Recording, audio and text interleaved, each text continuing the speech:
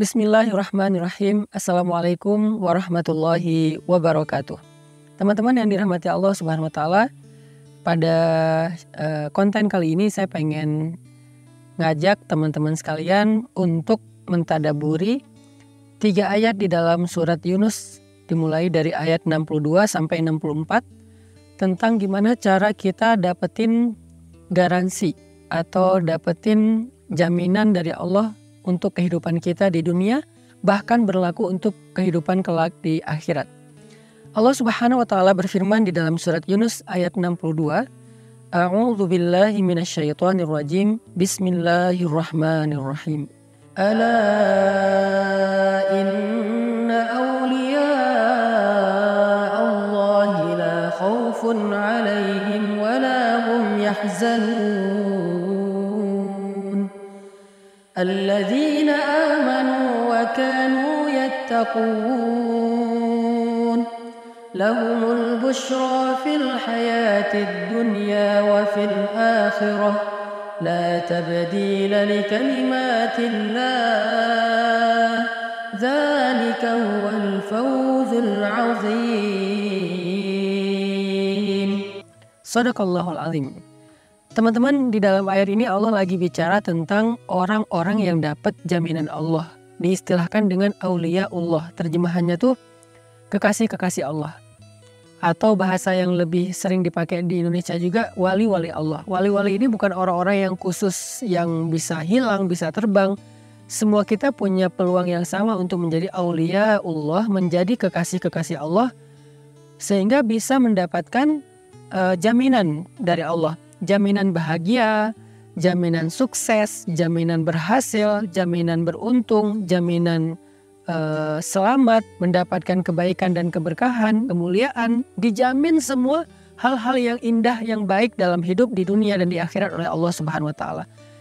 Dan ini adalah satu hal yang selama ini kita cari kan, kita pengen terjamin rezekinya, terjamin keluarganya, terjamin jodoh atau perasaannya, terjamin happiness-nya, terjamin karirnya, terjamin kesehatannya, terjamin masa depannya, terjamin rumah dan hartanya, terjamin juga akhir hayatnya dalam keadaan husnul khotimah.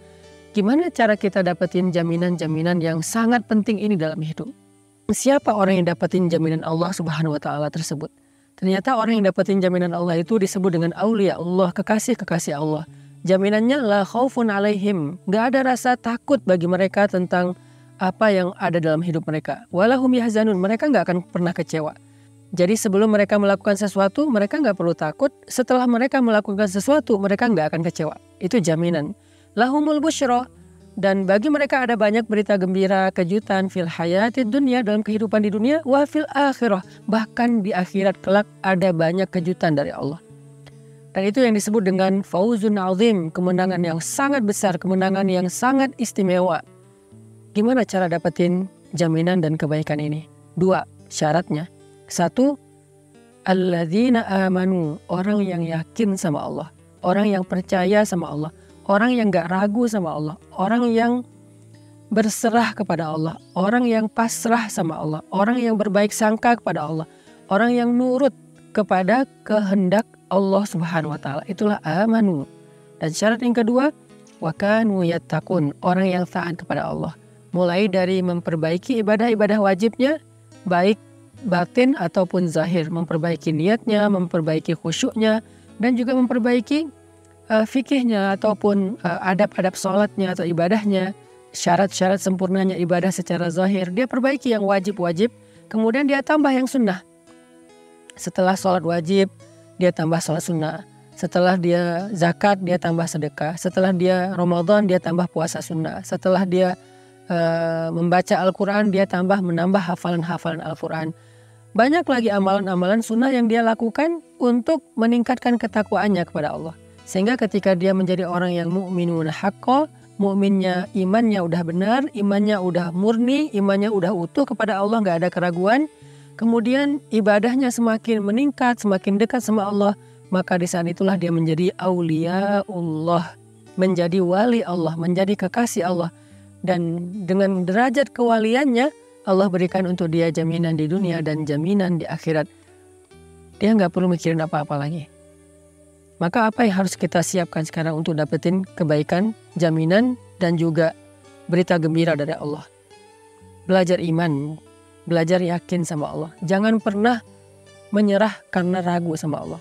Jangan pernah menyerah karena munculnya suuzon kepada Allah. Kok Allah tega sih? Kok Allah gini sih ke saya? Kenapa sih Allah menguji saya dan seterusnya? Jangan pernah menyerah dengan bisikan-bisikan syaitan tentang suuzon kepada Allah.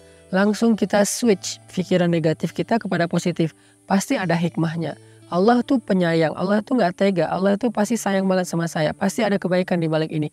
Kita berusaha belajar iman dengan tafakur, dengan muhasabah, dengan membaca Al-Quran, dengan melihat kebesaran-kebesaran Allah. Belajar iman terus supaya iman kita tuh makin utuh, supaya iman kita itu semakin dalam, supaya iman kita tuh semakin sempurna.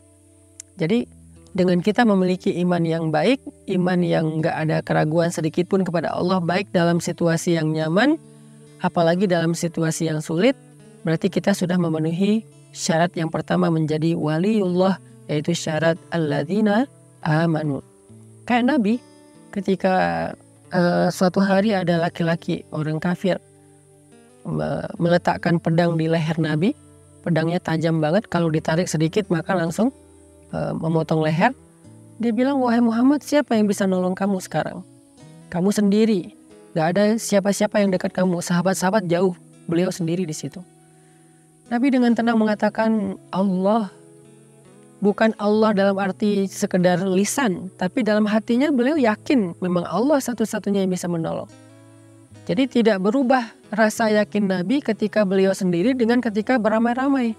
Kita kadang-kadang bilang Allah nolong saya karena kita kondisinya tuh kayak pede. Soalnya banyak teman yang bisa bantu kita, masalah kita masih kecil.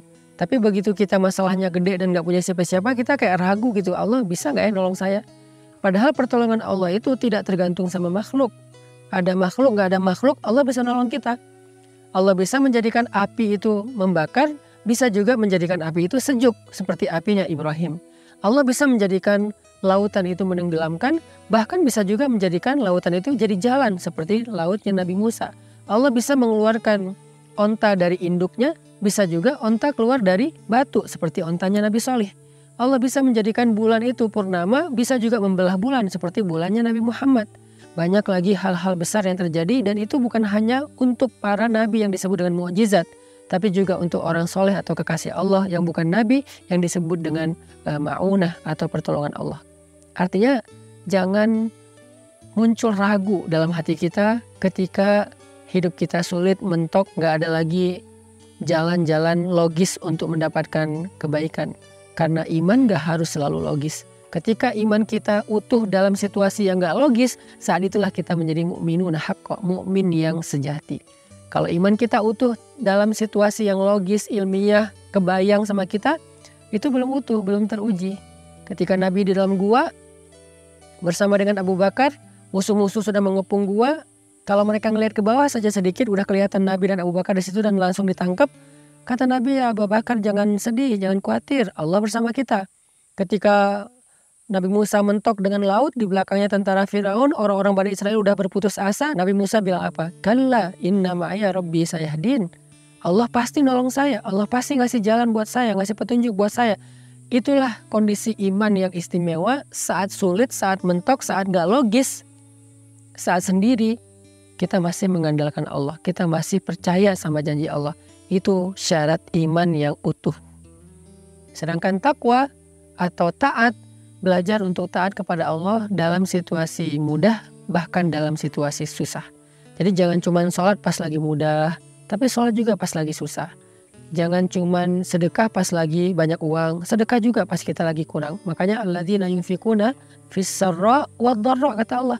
Orang bertakwa itu orang yang bersedekah ketika lebih, dalam keadaan dia punya banyak harta, atau dalam keadaan sulit tetap bersedekah. Orang yang menahan diri ketika dia marah atau ketika dia senang. Kalau marah jangan menyakiti orang lain, kalau senang jangan juga berlebihan atau lupa diri gitu. Nah inilah orang yang bertakwa, orang yang terus berusaha untuk konsisten dalam ketaatan walaupun situasinya bisa berubah. Mudah-mudahan kita bisa berlatih dua hal ini. Riyadhah kan dua hal. Riyadhah hati artinya iman. Sedangkan riyadhah zahir kita adalah takwa. Riyadhah batin kita iman, latihan batin. Latihan zahir kita takwa atau taat kepada Allah. Kalau kita bisa meriyadhahkan zahir dan batin kita menjadi derajat yang lebih baik, insya Allah kita telah memenuhi syarat menjadi kekasih Allah, sehingga janjinya adalah la khaufun alaihim walahum yahzanun. Gak perlu lagi khawatir, gak perlu lagi sedih atau kecewa. Lahumul busyra, akan dapat banyak kejutan dan keajaiban di dunia dan juga kelak di akhirat. Barakallahu fikum.